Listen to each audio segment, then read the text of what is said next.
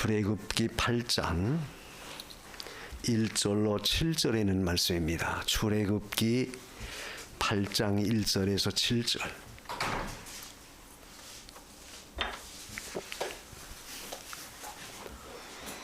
여호와께서 모세에게 이르시되 너는 바로에게 가서 그에게 이르기를 여호와의 말씀에 내 백성을 보내라. 그들이 나를 섬길 것이니라. 내가 만일 보내기를 거절하면 내가 개구리로 너의 온 지경을 칠지라.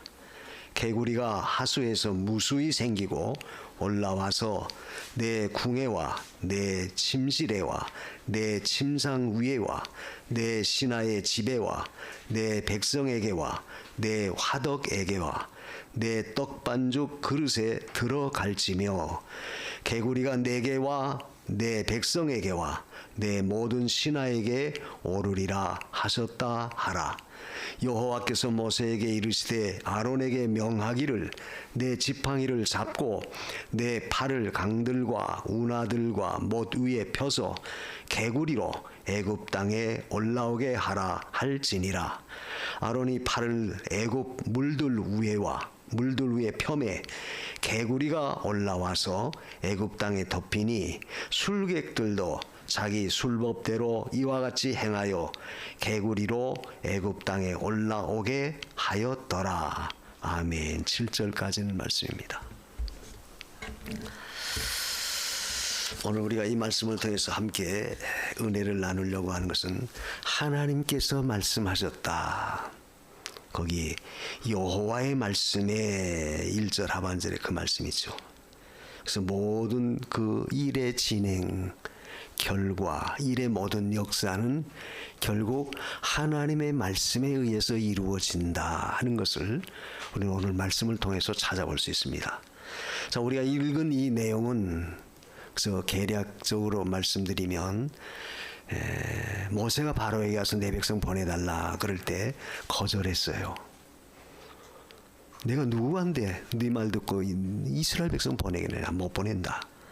그래서 하나님이 모세에게 애굽을 쳐라, 나일강을 쳐라.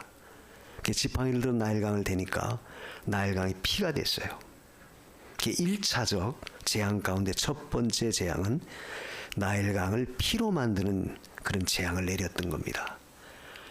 그때 그 애굽의 바로는 눈 하나 까딱하지 않아요. 왜냐하면 그 애굽의 모든 술사들, 박사들도 그런 마벌 행사에서 마벌 통해서 그들도 물을 피로 만드는 거예요. 그러니까 이번에는 하나님께서 다시 바로에게 가라. 오늘 읽은 내용입니다. 두 번째 재앙이 바로 이 개구리 재앙인데, 개구리 재앙을 통해서 결국 하나님이 이렇게 말씀하셨고 이렇게 이루신다 하는 것을 보여줘요.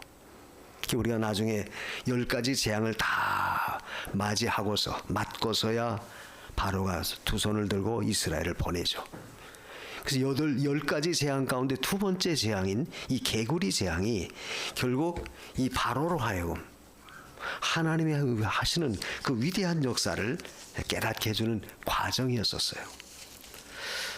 근데 놀라운 것은 그 이스라엘 백성에 대해서는 하나님께서 뭐라고 말씀하셨느냐, 내 백성은 하면서 내 백성에 대한 것도 언급을 해요. 그러니까 하나님이 죄악된 세상을 심판하실 때 그 심판의 핵심의 가장 중요한 위치는 바로 내 백성, 하나님의 백성들을 두고 계신다 하는 것을 우린 여기서 찾아볼 수 있어요. 무슨 말입니까? 오늘날도 이 온 세상 만물을 되어져 나가는 하나님의 이 구속사적 섭리 가운데는 항상 하나님의 자녀가 으뜸이고 그 하나님의 백성을 중심에서 모든 것이 이루어진다는 거예요. 우리가 구약 성경을 보면 이스라엘이 잘못할 때는 결국 이스라엘 때문에 이방도 들어서 이스라엘을 징치하고, 또 이스라엘이 바로 설 땐 하나님 또 이스라엘 통해서 이방을 징치하시는 그런 역사를 늘 나타내셨어요. 이걸 보면 결국 하나님의 구원의 역사라고 하는 것은 결국 언제나 하나님의 택한 백성들을 통해서 모든 걸 이루어가고 있다 하는 것을 보여준 거예요. 그렇다면 오늘날 이 세상 만사 되돌아가는 모든 것도 결국 하나님은 하나님의 자녀들을 중심에서 그들을 표준해서 거기에 초점을 맞춰서 모든 걸 진행해 나가시는 거예요. 그래서 이 이적을 통해서 결국 하나님은 이스라엘 백성들을 더욱 돋보이게 만들고 상대적으로 이스라엘을 괴롭혔던 대적에게는 엄청난 타격을 입혀주는 그런 역사를 나타내세요. 그래서 우리가 이 8장에 읽은 이 말씀을 보면 앞으로도 계속 10가지 재앙이 나타나지겠지만 그 재앙을 통해서 하나님은 당신의 능력을 드러내요. 우리가 로마서에 보면은 바로가 10번이나 변역했다고 그랬죠. 약속을 딱 거부해요. 첫째 재앙, 두 번째 재앙 이렇게 10번까지 갈 때 전부 재앙을 만날 때는 보내겠다고 해놓고 뒤돌아서면 또 거절해요. 또 거역해요.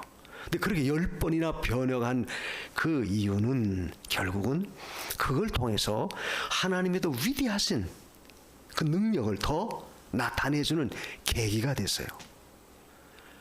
그러니까 결국 불순종하고 거역했을 때 그 세상은 자기들이 더 큰 하나님의 놀라운 능력을 맛보게 되는 거죠. 반대로 이스라엘 백성들에게도 또 하나님의 위대하심을 더욱 깊이 체험하게 돼요. 그래서 우리가 이 하나님이 하시는 이 섭리의 역사를 보면 하나님의 능력이라고 하는 것은 애초에 처음부터 그죠. 10가지 10번째 재앙을 딱 내려서 단번에 그저 보내지 왜 그렇게 8번 10번씩이나 하나님이 과정을 거치셨나. 그건 바로 하나님의 능력을 나타내기 위한 역사였었죠. 그래서 결국 하나님은 모든 것을 다 당신의 원하시는 뜻대로 이뤄가시는 하나님이세요. 인간 역사의 모든 것은 결국 다 하나님이 주관하심을 우리가 성경을 통해서 밝히 깨달을 수 있습니다. 지금 바로도 그래요. 거부했지만 그러나 거부했다고 해서 이스라엘이 실패했느냐? 하나님의 뜻이 이루어지지 못했느냐? 그게 아니다. 하나님은 도리어 바로의 강박함을 들어서 더욱 위대한 능력을 나타내고 상대적으로 이스라엘이 위대한 자임을, 이스라엘 백성들이 하나님의 참으로 귀한 백성임을 더욱 돋보이게 만드셨다.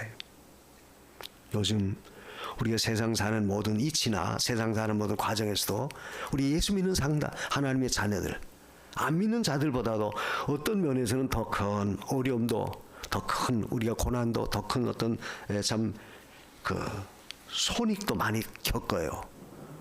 세상에서는 우리가 별 볼 일 없습니다. 남들이 예수 믿는 사람들 뭐 우습게 여겨요. 그러나 놀라운 것은 뭐냐? 그러나 하나님은 그러한 하나님의 역사를 우리를 통해서 이루어 나가시는 거예요.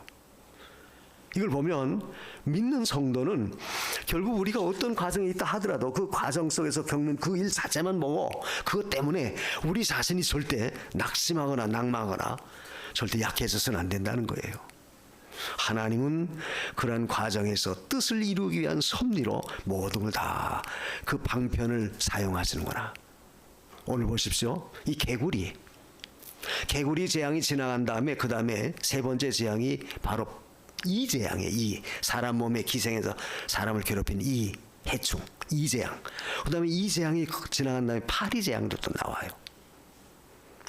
그래서 그 이나 파리, 오늘 본문에 나온 이 개구리 같은 것도 사실 인간들이 얼마든지 퇴치하고 얼마든지 물리칠 수 있고 그래서 아무것도 안 해요.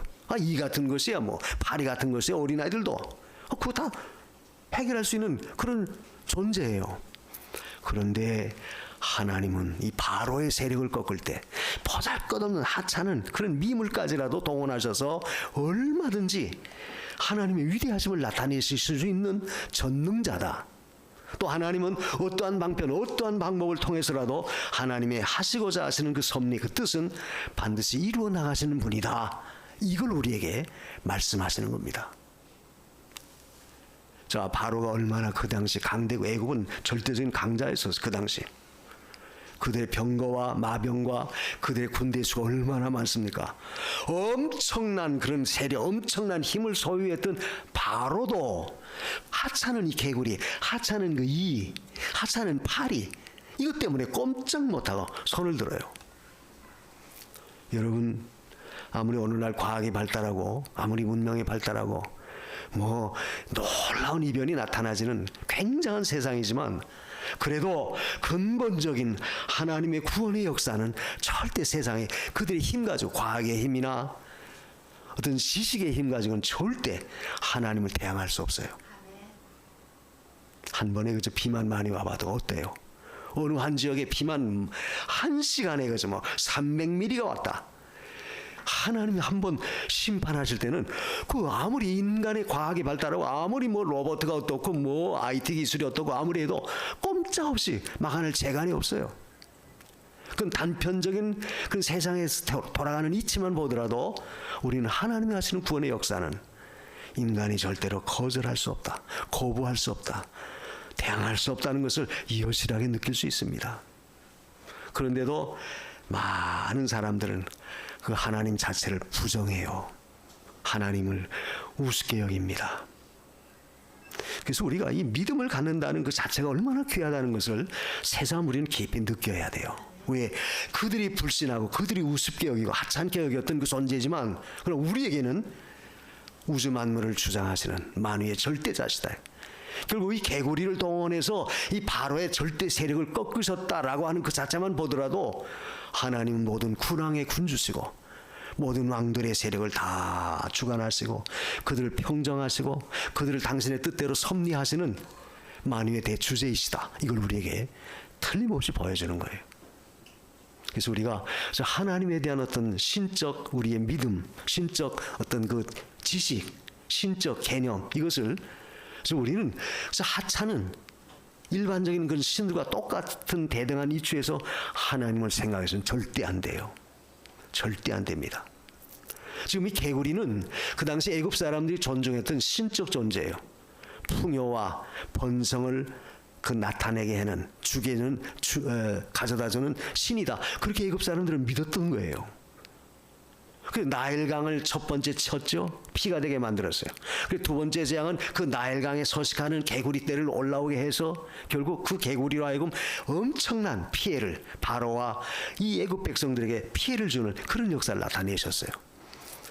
이걸 보더라도 우리가 세상이 믿고 있지 않은 나에게 신적 존재와 같은 정말 이게 없으면 안 됩니다. 이것 때문에 내가 삽니다. 이건 나에게 절대적입니다. 모든 사람이 다 두려워 떨고 신봉하고 귀하게 여기는 그런 존재라 할지라도 그것이 하나님을 거역하고 그것이 하나님의 대적이 되어진다면 그것은 하나님 앞에 그것도 다 하찮은 심판의 대상이 되고 만다는 것을 우리에게 가르쳐줘요. 다시 말하면 내 마음속에 신적 존재와 같이 신봉하고 귀하게 여기고 그것에 절대적으로 내가 이끌려 따라간다면 그것이 가져다주는 축복은 아무것도 없다. 나는 이건 아니면 못합니다. 이것 아니면 나는 안 됩니다. 그렇게 너희가 믿고 따르지만 그 자체는 너희에게 진정한 생사화복을 주장하는 존재가 아니다.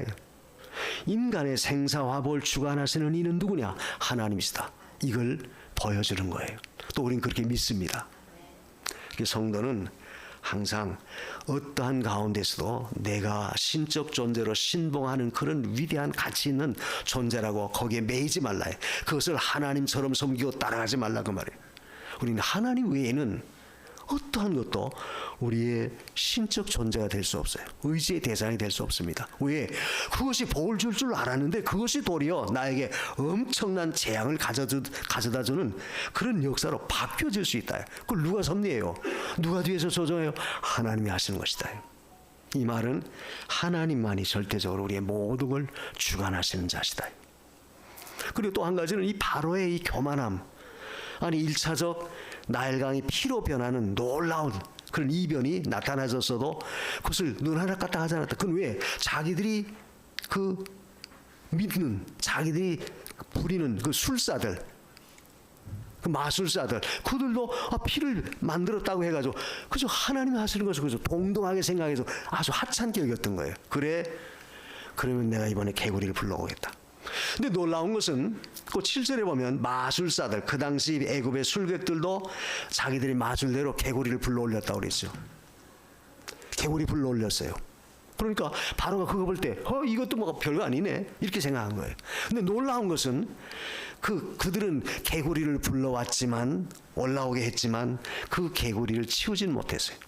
그 개구리에 대한 결말 모든 걸 원하는 대로 이루지 못했습니다. 올라오기만 했지 치우진 못했다. 근데 하나님은 개구리를 불러오셨지만 나중에 그 개구리까지 다 치우시는, 다 깨끗하게 정산하셔서 물리치시는 그 일까지 하나님은 하셨어요. 그러나 애굽의 술사들은 그걸 못했던 겁니다. 차별이 있다 그 말이죠. 아무리 인간의 신적 어떤 능력과 신적 지혜를 가지고 있다고 교만하게 큰소리치고 하나님 무시하고 날뛰지만, 그러나 그들의 모든 한계나 능력은 다 제한적이에요. 오늘 과학도 그렇죠. 아무리 과학이 발달하고 뭐 인간의 인체를 갈아 끼는 그런 기술까지 발달하고 뭐 로봇가 사람 흉내 다 낼 정도로 뭐 굉장한 역사를 하지만, 그러나 그것은 언제나 제한적이고 언제나 한계에 도달할 때가 반드시 있어요. 하나님의 그 이상의 역사는 절대 침범 못합니다. 하나님만이 위대하시다. 그래서 결국 이 교만한 바로를 꺾는 그 역사는, 하찮은 이 개구리를 통해서 하나님이 여실하게 꺾어버렸어요. 또 그들이 신적 존재로 의지했던 그 대상을 통해서 꺾어버리셨어요. 그 또 한 가지 우리가 여기서 참 깨달을 수 있는 것은, 결국 바로가 그저 부득부득 계속해서 고집을 부려요.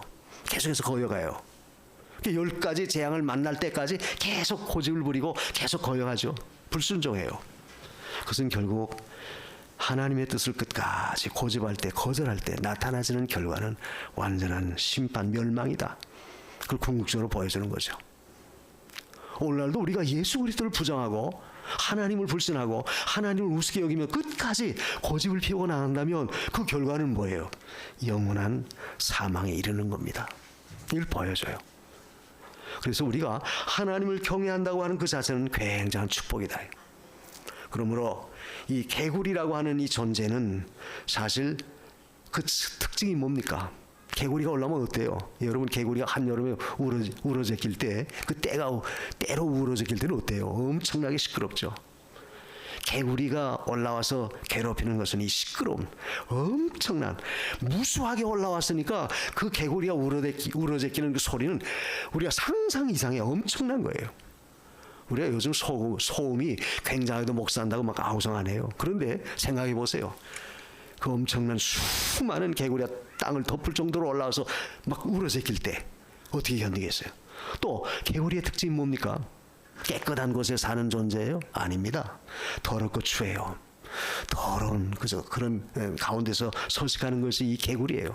그러니까 결국 개구리가 올라와서 덮었다라고 하는 그 자세는, 덮어도 어디 덮었어요? 오늘 본문에 보면 침실, 내 궁, 그 3절에 그랬죠? 무수히 생기고 올라와서 내 궁에와 내 침실에와 내 침상 위에와 내 신하의 집에와 내 백성에게와 내 화덕에와 내 떡반죽 그릇에 들어갈지어다. 왕궁에 엄청나게 와 덮어요. 또 그 왕궁에 올라온 개구리도 어디 가요? 바로 왕이 눕는 침실, 그들이 눕는 침상, 침대, 또 그들이 먹는 떡반죽 그릇, 그것이 바로에게만 임한 게 아니에요. 애굽 백성에게까지, 너희 신하들 백성에게까지 다 올라올 것이다. 한마디로 말하면 그들이 거처하는 그 화스러운 왕궁, 그리고 그들이 먹을 수 있는 그 밥상, 대할 수 있는, 여기에 다 더러움이 다 덮여졌어요. 그러니까 이것은 결국 뭘 가리킵니까? 우리 인간이 편히 쉬고 안식하고 먹고 마시고 즐길 수 있는 모든 기본적인 모든 것들이 다 하나님이 쳐서서 심판하셔서 더럽게 만든다는 거예요. 그러니까 신성시 여겨야 할 침실과 침상은 얼마나 깨끗한 곳이 되어야 되죠. 그렇게 깨끗한 곳이 되어야 할 그 장소가 더러운, 아주 시끄러운 그런 존재로 바뀌어지고 말았다. 그리고 이거 그렇게 될 때 얼마나 놀라겠어요. 여러분, 오늘 세상 사는 모든 우리 이 세상 인간사도 이 개구리의 역사와 같은 역사가 늘 있습니다. 무슨 말이에요? 얼마나 시끄러워요, 세상이. 세상이 온통 저 조그만 무슨 문제만 생겨도 온통 온 세상이 다 떠들썩해요. 어느 한 나라에 국한된 게 아닙니다. 이제는 어느 나라에서 무슨 문제가 생겨도 이제는 그것이 온 세상에 하나의 이슈거리가 되고 다 떠들썩해요. 국내적으로도 그렇죠. 우리나라에서 무슨 문제가 생겼다 해도 얼마나 떠들썩합니까? 세상 역사는 이와 같이 굉장한 것 같지만 또 그들이 가장 소중하게 여기는 그런 존재로 취급하고 그걸 붙들고 나갔지만 그 자체는 우리를 시끄럽게 만드는, 다 정신이 혼미해지고 어지러워지고, 현대인들이 얼마나 피곤해요. 그래서 현대인들이 더 많은 그런 어떤 이 시대 무당을 찾아가고 점쟁이를 찾아가고 그런 일이 더 많다는 거죠. 왜 그렇습니까? 아니 과학이 발달해 지식이 발달해도 아니 요즘 현대인들이 왜 그런 걸 찾아요? 머리가 복잡하다 이거. 너무 시끄러워요. 정신적으로 모든 사람이 다 혼란 상태에 다 빠집니다. 그리고 또 어떻습니까? 모든 것이 다 더럽고 추한 그런 일들이에요. 추한 역사들. 그래서 결국 사람들이 다 놀랍니다. 이 개구리의 역사예요. 그것이 오늘날 우리 사는 삶의 현대 속에서도 그것이 다 그대로 이루어지고 있는 겁니다. 근데 그런 문제를 해결하실 수 있는 전능자가 누구냐? 하나님이시다. 그래서 오늘 우리가 이 말씀을 통해서 여호와의 말씀에 내 백성을 보내라. 하나님 백성에 대한 하나님 말씀이 어떻게 임하셨나? 그걸 우리가 주로 생각해 보려고 그래요. 첫째로 거기 1절에 그랬죠. 내 백성을, 하나님의 말씀에, 여호와의 말씀에 내 백성을 보내라. 내 백성이다. 이것은 결국 성도의 위치가 어떤 존재에 있음을 여기서 더욱 바로에게 각인시켜주는 거예요. 이스라엘 백성, 사실 이스라엘 백성은 그 당시 어디예요? 애굽에 지금 노예로 거기 다 속박이 돼서 거기 매여있는 그런 존재입니다. 애굽에 비하면 이스라엘 민족은 아무것도 안 해요. 고센이라고 하는 지역에 머물러 사는 하나의 부족 불과하다 이거. 그렇지만 그들이 누구냐? 그는 내게 있어서, 하나님께 있어서 바로 내 백성이다. 바로에게 이스라엘을 우습게 보지 말라는 거예요. 뭘 가리켜요? 여호와의 말씀에 바로 우리는 하나님의 백성이다. 이것을 하나님도 선포하셨어요. 내 백성이다. 이걸 바꿔 말하면 우리가 이 세상에 살고 있지만, 애굽 같은 세상에 살고 있지만 결국 내 신분, 내 소속된 소속감, 이것은 바로 우린 하나님께 속한 자다. 이걸 우리가 알아야 돼요. 성도는 바로 하나님께 속한 자예요. 그러니까 세상 사람들이 교회를 우습게 여기고 예수 믿는 사람들을 그저 하찮게 여기는 존재로 취급하지만 우리는 바로 하나님께 속한 자다. 이걸 우리는 절대 잊어서는 안 돼요. 이사야 43장 1절에도 그랬죠. 내가 너를 지명하여 불렀나니 너는 내 것이다. 빌립보 3장 20절에도 우리의 시민권은 하늘에 있다. 하늘나라의 시민권자요, 하나님께 소속된 하나님의 소유물인 그런 위치가 바로 믿는 성도의 하나님 백성이에요. 이게 바로 여호와의 말씀의 내 백성이다. 이걸 하나님이 입증하셨다, 선포하셨어요. 여러분, 우리가 하나님 앞에 감사할 것은 바로 이거예요. 아주 이 개구리가 득실거리는 참으로 더럽고 추한 아주 복잡하고 시끄러운 그야말로 골치 아픈 세상 속에 우리가 있지만, 살고 있지만, 그래도 나는 하나님의 백성이다. 이걸 절대 잊지 마십시오. 나는 하나님의 백성이다. 하나님의 백성이라는 것은 결국 하나님께 소속된 자요, 하나님의 간섭을 받는 자예요.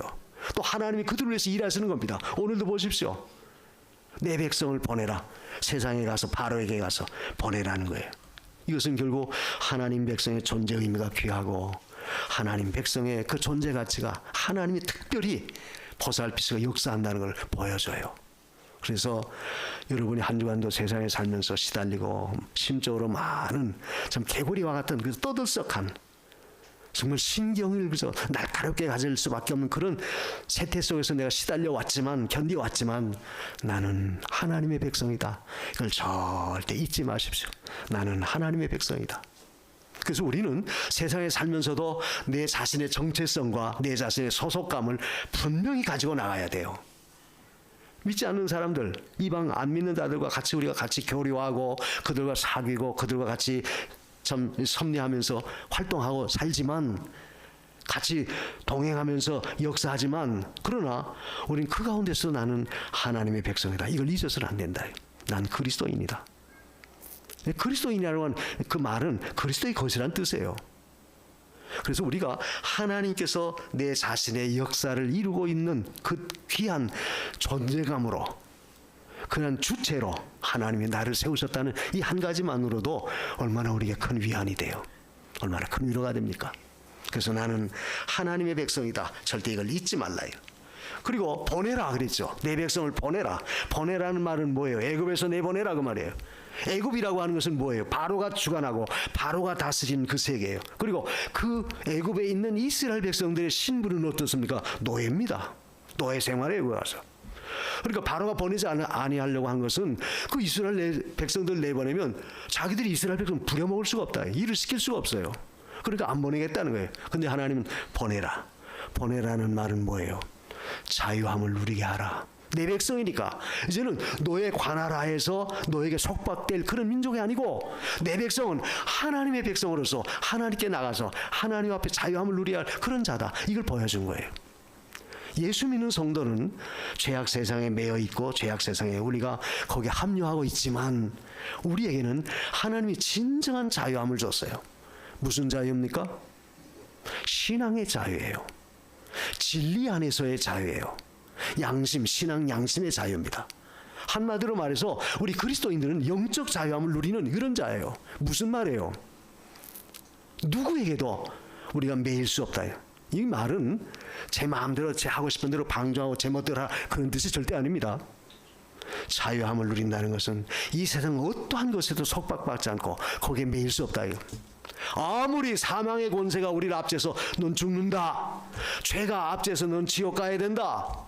마귀가 아무리 우리를 굴복시켜서 자기 예속물로 종으로 부려먹으려 한다 할지라도 우린 절대로 예수 믿는 하나님의 자녀들은 거기에 예속된 자가 아니에요. 매여 있는 자가 아닙니다. 우린 거기서 벗어나서 자유함을 누리는 자예요. 죄에 대해서도 사망에 대해서도 마귀에 대해서도 우린 풀어졌어요. 해방됐어요. 그러니까 죄가 우리는 다시 정죄 못해요. 사망이 우리를 예속하지 못합니다. 우리가 육신은 죽는다 할지라도 영원한 죽음 그것까지 사망이 우리를 압제하지 않는다. 또 마귀가 아무리 강하다 할지라도 우리는 하나님의 백성으로서 하나님의 권한 속에서 우리는 지금도 영적 자유를 누릴 수 있어요. 안 믿는 사람들은 이스라엘 간다 하더라도 가서 물어보죠. 손 없는 날이 언제입니까?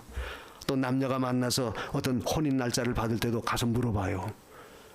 그건 영적으로 마귀에게 귀신에게 잡혀서 자유함을 누리지 못하는 거예요. 그럼 우리는 아무런 관계가 없어요. 날짜가 어떻고 무슨 사주팔자가 어떻고 아무런 관계 없습니다. 우리는 자유함을 누린 거예요. 우리가 아가서 4장 16절에 보면 북풍아 불어라 남풍아 불어라 나의 포도원에 불어서 이 향기를 날리게 하라 그런 말씀이에요. 북풍아 불어라 남풍아 불어라. 그 말씀을 우리가 오늘 말씀에 대비해서 해석한다면 이렇게 생각할 수 있어요. 북풍이 불어도 남풍이 불어도 믿는 자유함을 누리는 성도에게는 아무런 문제가 없다. 도리어 그걸 이용해서 아름다운 신앙의 향기를 얼마든지 날릴 수 있다. 그렇다는 뜻이에요. 뭘 가리켜요? 내 신앙생활은 어떤 것은 매일 수가 없다. 아무리 환경이 어렵다고 해서 나 신앙생활 못해요. 아무리 까다롭고 복잡한 문제가 있다고 해서 거기에 매여가지고 내가 믿는 일 잘 못해. 그럴 수 없다는 거예요. 아무리 어려운 환경이 오고 어떤 문제가 있다 할지라도 우리는 그 가운데서도 영적 자유함을 누리고 도리어 신앙생활 더 잘해서 내 신앙의 향기를 날릴 수 있는 그런 자리에 우리가 설 수 있다는 거예요. 왜? 자유함을 주셨기 때문에. 내 백성을 보내라. 그 말은 너의 소속이 아니고 내 백성은 이스라엘은 바로의 소속이 아니다. 그건 내 백성 하나님께 속한 자다. 우리는 하나님께 속한 자예요. 성도는 세상에 살면서도 하나님 말씀 외에는 어떠한 것에도 우리가 절대 매여서는 안 돼요. 무슨 말이에요? 그것 때문에 두려워 떨지 말라. 하나님 말씀에 어긋나면 내가 두려워 떨지만 하나님 말씀이 아닌 다른 것이 우리를 압제하고 두려움을 억압해서 꼼짝 못하게 예속하려고 구속하려고 한다 할지라도 거기 매이지 말라. 매이지 말라. 두려워하지 말라. 도리어 우리는 당당하고 떳떳하고 담대하게 서야 돼요. 왜? 하나는 하나님 백성이다. 하나님이 우리를 늘 지키고 보호한다. 확신을 갖고 우리가 어떤 환경이나 어떤 문제에서도 절대 매여서는 안 돼요. 내 백성을 보내라. 그래도 뭘 말씀하셨습니까 오늘?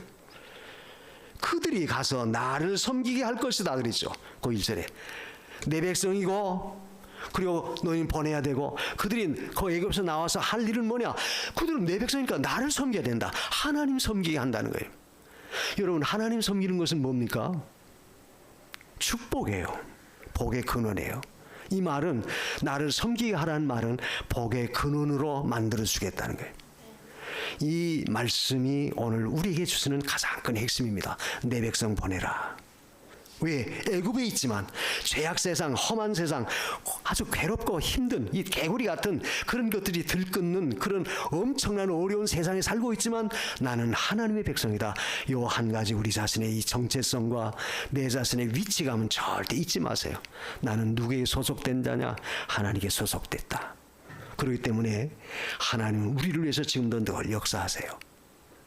그리고 또 한 가지 오늘 말씀에서 주시는 교훈은 뭐냐면 결국 너 거절하면 하나님이 어떤 대가를 준다, 심판을 보여준다는 것을 강하게 여호와께서 말씀하셨어요. 거절하면 개구리가 올라와서 너를 괴롭힐 것이다. 저주할 것이다. 그러니까 그 말씀의 여호와의 말씀의 핵심은 바로 네가 거절할 때 나타나지는 하나님의 심판을 두려워하라는 거예요. 오늘날도 마찬가지죠. 우리가 하나님을 거절할 때 나타나지는 결과, 그 열매는 뭐예요? 상상할 수 없는, 우리가 해결할 수 없는 놀라운 그런 하나님의 두려움이 임한다는 것을 우리가 늘 깨달아야 돼요. 아까도 제가 잘 설명했죠. 이 사람 몸에 기생해서 괴롭힌 이, 또 파리, 그 어린아이들까지도 다 해결할 수 있어요. 그까짓 거. 개구리도 사람이 잡을 수도 있고 해칠 수 있죠. 해결할 수 있는 존재입니다.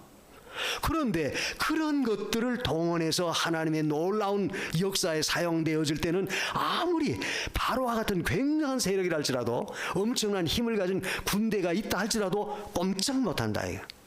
뭘 가리킵니까? 거절할 때 나타나지는 하나님의 놀라운 역사는 보잘것없는 미물도 하나님이 들어서 거절하는 자를 징치할 수 있다 하는 것을 보여줘요. 여호와의 말씀이 그걸 가리키는 겁니다. 그러니까 왜 백성들이, 왜 애굽 사람들이, 왜 바로가 하나님의 명령을 거역하고 하나님의 그 뜻을 어겼습니까? 우습게 여긴 거예요, 쉽게 말하면. 오늘 본문에도 마술사, 자기들이 쓰는 마술사도 와서 개구리를 불러들였다고 그랬죠. 그거 아까 별거 아닌데 하자는 건데 그렇게 생각했다. 그렇지만 하나님은 그보다 더 놀라운 역사를 하실 수 있다. 그래서 우리는 언제나 거절하는 자에게는 놀라운, 무서운 하나님의 심판이 있다는 사실을 또 우리가 늘 알아야 돼요. 그러니까 이것은 꼭 믿는 자, 예수 믿는 자에게는 안 한다, 그게 아닙니다. 이스라엘 백성도 거절했을 때, 거부했을 때는 똑같은 하나님의 심판이 임했어요. 그러니까 거절하는 자에게 나타나는 결과는 인간이 해결할 수 없다는 것을 보여줘요. 그래서 우리는 하나님을 거절하는 자리에 절대 서서는 안 돼요. 거역하지 말라요. 왜 거역해요? 왜 거절해요? 왜 하찮게 여겨요? 하나님 말씀을 우습게 여기니까 그렇다. 여러분, 하나님 말씀을 절대 우습게 여기지 마십시오. 그 말씀 자체가 바로 능력 있는 이한 검과 같은 존재라고 그랬죠. 그래서 하나님 말씀을 우습게 여길 때 우리는 하나님도 우습게 여기게 돼요. 그래서 예수 믿는 하나님의 자녀는 하나님이 말씀하시는 것을 그대로 지키면 돼요. 그리고 마지막으로 세 번째, 오늘 우리가 이 말씀 속에서 교훈을 받을 수 있는 것은, 야 모세야, 아론을 시켜서 그 지팡이를 들어 애굽의 모든 강과 물들과 연못 그다 운하에 손을 들어 가리켜라. 손을 들어라. 손을 펴면 거기서 개구리가 올라올 것이다. 그러니까 그 일을 성취할 수 있는 방법은 뭐냐? 하나님이 하라는 대로 순종한 거예요. 손을 들라는 겁니다. 손을 들어라. 이 말은 뭐겠어요? 하나님의 위대하신 능력은 결국 우리가 그 말씀을 지킬 때, 순종할 때 모든 것이 이루어지는 거예요. 손을 들면 돼요. 간단해요. 아니 어떻게 개구리 올라오게 합니까? 그렇지만 내가 하라는 대로는 해라. 순종하라. 이게 순종하면 된다는 거예요. 여러분, 누가복음 5장에 보면 베드로가 갈릴리 바다에서 고기 잡을 때 한 마리도 못 잡았지만 깊은 데 가서 내려라. 그럴 때 베드로가 뭘 말합니까? 예, 밤이 맞도록 해봤지만 한 마리도 못 잡았습니다. 그렇지만 말씀에 의지하여 내가 그물을 내려보겠습니다. 순종하면 그대로 엄청난 개구리, 물고기가 찢어질 정도로 올라왔다. 그 말씀의 핵심은 뭐예요? 손을 들어라는 것은 그 말씀을 믿고 그대로 순종하라는 거죠. 해보라는 거예요. 순종하면 이루어진다. 나만도 그랬어요. 야, 요단강에서 문 7번 잠거라. 처음엔 거부했죠. 아니, 요단강 같은 그 더러운 그 흙탕물에 내가 들어가서 잠그란 말이야. 차라리 내 고향에는 바르발과 아르발 같은 좋은 강에 가서 내가 잠그겠다. 주인이시오. 아니, 하나님의 사람이 그보다 더한 거 하라면 안 하겠습니까? 근데 하물며 요단강에 잠그라고 하는데 그걸 못합니까? 그때 그 나만이가 거기서 거꾸로 했죠. 예, 순종했어요. 그대로 7번 잠그니까 그 살이 어린아이 살같이, 문둥병 들렸던 그 나만의 모습이 어린아이 살같이 깨끗해졌다. 거기서도 뭐예요? 순종하니까 그렇게 됐다. 모세도 그랬죠. 나일강이 딱 가로막아서, 아주 홍해와 바다가 가로막혀서 바로의 군대를 막아낼 재간이 없죠. 이거 영락없이 죽었구나. 벌벌 떨어요. 야, 모세야, 왜 두려워하냐? 너 손 들어서 홍해를 가리켜라. 홍해를 가리키니까 홍해가 쫙 갈라져요. 순종하니까 모든 게 되어졌다. 여러분, 우리가 이 하나님께서 이스라엘을 향해서 명하시는 것도 그거죠. 아론에게 손을 들으라고 해라. 그 지팡이 자체는 사실 아무것도 안 해요. 똑같은 나무 막대기예요. 그러나 문제는 그 지팡이가 하나님의 능력의 손에 붙잡혀 있었기 때문에 그걸 틀면 된다 이거. 오늘 우리가 여기서 깨달을 수 있는 것도 마찬가지입니다. 우리가 어떤 문제가 있을 때 우리가 할 수 있는 방법은 하나님의 능력의 손을 붙잡으면 돼요. 들면 돼요. 들면 돼. 붙잡으면 된다 그 말. 하나님 붙들고 그가 명하는 대로 나가면 된다. 손을 든다라고 하는 그 의미는 어떤 면에서 전적으로 하나님께 구하는 거예요. 그게 모세가 무슨 일 손을 들고 기도했다 그런 말씀 있죠. 성도가 하나님의 말씀을 붙들고 그리고 우리가 기도할 때에 하나님은 우리가 할 수 없는 그 이상의 놀라운 역사, 능력을 나타내신다는 사실을 우리는 분명히 믿습니다. 삶 속에 여러분이 부딪히는 모든 문제, 이것 때문에 그저 다 두려워하고 떨지만 하나님이 시키시는 대로 우리가 믿고 순종할 땐 하나님의 놀라운 이정은 거기서 나타나서요. 사람이 볼 때는 하찮게 여겨지지만 그게 될까? 그렇게 우습게 여겨지지만 그러나 믿고 순종하는 자에겐 반드시 그 놀라운 이상의 역사가 나타나심을 우린 분명히 믿어야 되겠습니다. 그러므로 오늘 여러분의 삶 속에 개구리 같은 이 무수한 우리가 감당하지 못하는 복잡한 것, 더럽고 추한 역사들, 시끄러운 역사들, 놀랄만한 일들이 있다 할지라도 두려워하지 마세요. 너는 내 백성이다. 나는 하나님의 백성이다 하는 이 사실 확신하고 어떠한 경우에서도 하나님을 전적으로 붙들고 하나님이 인도하는 대로 따라가기만 한다면 여러분에게도 놀라운 이런 이변이 나타나고 능력이 나타나실 줄 믿습니다. 이런 믿음을 주세요. 우리 다 같이 기도하십시다. 우리가 올 한 해 동안에도 여러 가지 많은 이 개구리 같은 재앙들이 얼마나 많았습니까? 시끄럽고 더럽고 추하고 복잡하고 놀릴 만한 사건들 많이 있었지만 우리는 하나님의 백성입니다. 하나님이 하시면 됩니다. 여러분 믿음을 주세요. 다 같이 기도하십시다. 고마우신 우리 하나님, 오늘도 말씀하심을 감사합니다. 주여, 어떠한 경우에도 흔들리지 않게 하세요. 어떠한 경우에도 주만 바라볼 수 있는 믿음을 주세요. 구원의 역사가 나타나지도록 인도해 주옵소서. 오늘 이 말씀이 저희 속에 확신이 할 거고 잘 받아들이고 말씀에 설 수 있도록 도와주옵소서. 은혜를 베풀어 주옵소서. 우리 구주 예수 그리스도의 이름으로 기도합니다.